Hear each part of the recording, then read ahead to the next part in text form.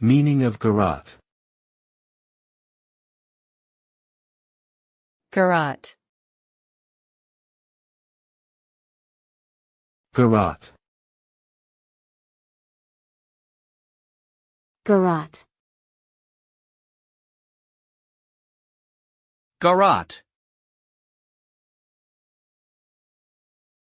The word garrotte refers to a device or method of execution in which a person's neck is tightly constricted using a wire or cord, causing death by strangulation. The term can also be used as a verb to describe the act of strangling someone with such a device. The use of garrottes as a form of execution has been historically documented in various parts of the world, and the term has since become synonymous with any means of illegal strangulation. In modern times, garrottes are typically associated with criminal activity, such as assassination or murder.